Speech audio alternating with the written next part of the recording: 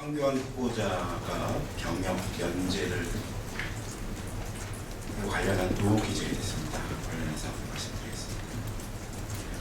황교안 후보자가 만성 단마진이라는 질환에 대한 군의 최종 판정이 있기도 전에 병역 면제가 된 사실이 드러났습니다. 그야말로 신의 아들이 아니고서야 어찌 이런 일이 가능한지 어안이 벙벙합니다. 밝혀진 바에 따르면 황 후보자가 수도통합병원에서 만성 단마진 확진을 받은 것은 7월 10일입니다. 그런데 황 후보자가 병역 면제 판정을 받은 것은 이보다 6일 전인 7월 4일입니다. 병무청에 미래를 내다보는 용한 점쟁이가 있지 않은 한 이것은 병무청에 미래를 내다보는 용한 점쟁이가 있지 않는 한 이것은 병무청 행정 절차나 우리 국민의 상식상 불가능한 일입니다.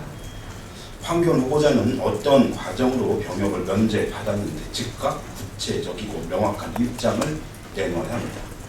만약 황 후보자가 이러한 의혹에 대해 국민이 납득할 수 있는 해명을 내놓지 못한다면 병역 면제를 위해 위법을 저질렀음을 시인하는 것이라는 점을 분명히 밝힙니다. 황 후보자는 또한 지난 법무부 장관 인사청문회 당시 선임계를 다 제출했다. 아각배재단 이사직을 사임했다고 증언했습니다.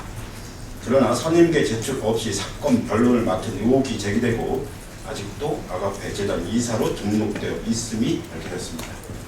이것은 위증은 물론이고 국가공무원법 등을 어긴 명백한 위법 행위입니다. 법을 어긴 사람이 법무부 장관을 하는 것도 비정상의 극치지만 이런 사람이 총리가 된다는 것은 그야말로 어불성설입니다. 황 후보자가 그래도 공직자와 법조인으로서의 최소한 양심과 염치가 남아있다면 더 이상 국민을 우롱하지 말고 이제라도 총리 후보에서 스스로 사퇴할 것을 강력히 촉구합니다. 박근혜 대통령이 더욱 강력한 국회법 개정을 발의한 사실이 있었습니다. 이와 관련해서 말씀드리겠습니다. 국회법 개정을 놓고 유일한 타령을 하던 박근혜 대통령이 자신이 야당 의원이던 시절 1988년에는 더 국회법 개정을 놓고 유일한 타령을 하던 박근혜 대통령이 자신이 야당 의원이던 시절인 1998년에는 더 강제력 있는 개정안을 공동 발의했다는 사실이 드러났습니다. 더 강제력이 있다는 말은 박 대통령의 말대로 더욱더 위헌적이라는 뜻인데 그때는 위헌적이 어떤 것이 지금 더 강제력이 있다는 말은 박 대통령의 말대로 더욱 위헌적이라는 뜻인데 그때는 위헌적이지 않던 것이 지금은 위헌적으로 돌변했다는 뜻인지 궁금합니다. 혹시나 해서 그동안 헌법이 바뀐 일이 있나 찾아보았지만 그런 사실은 없었습니다. 그렇다면 박 대통령이 17년이라는 세월 동안 생각이 숙성돼서 180도로 달라졌다고 봐야 하는 것입니까? 아니면 단순한 건망증입니까? 단순히 생각이 바뀌었으면 바뀐 이유를 듣고 싶습니다. 설마 원칙에 입각해 대승적으로 국가를 운영해야 하는 대통령께서 정치적 입장에 따라서 소신이 왔다리 갔다리 한 것은 아닐 것이라 믿습니다. 그러니 제발 납득할 만한 설명을 해주시길 바랍니다. 청와대는 이에 대해 그냥 이름만 빌려준 것이라는 궁색한 변명을 내놨습니다. 공동 발의하는 법안 내용이 뭔지도 모르고 서명을 해줬다는 말인데 우리가 아무 생각 없이 묻지마 서명이나 하는 대통령을 대한민국의 얼굴로 내밀고 있다는 말입니까? 우리는 대한민국 대통령의 수준이 그렇게 낮다는 걸 믿을 수 없습니다. 어떻게 청와대가 대통령 수준을 떨어뜨리는 발언을 함부로 내뱉을 수 있는 것입니까? 대통령 창피주는 청와대에 매우 실망스럽습니다. 메르스가 온 국가가 날리고 국민들의 공포는 커지고 있습니다. 박 대통령이 해야 할 일은 넘칩니다. 쓸데없는 고집 그만 부리고 할 일 똑바로 하시길 바랍니다. 주한미군이 강력 독소인 보톨리늄을 실험했다는 의혹이 제기됐습니다. 한 언론 보도에 의하면 주한미군이 탄저균뿐 아니라 강력 독소인 보톨리늄을 한국에 들여와 실험했다는 의혹이 제기됐습니다.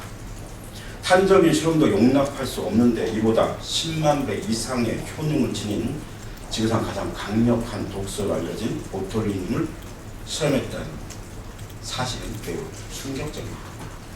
언론 보도에 따르면 미국 방산산업협회 홈페이지와 미 군사 매체 등을 종합해 확인해본 결과 주한미군 2013년 6월부터 서울, 용산, 경기도 오산 등 국내 3곳의 미군 기지 내 연구실에서 생물학전 대응 실험을 하는 주피터 프로그램을 진행해 왔다는 것입니다.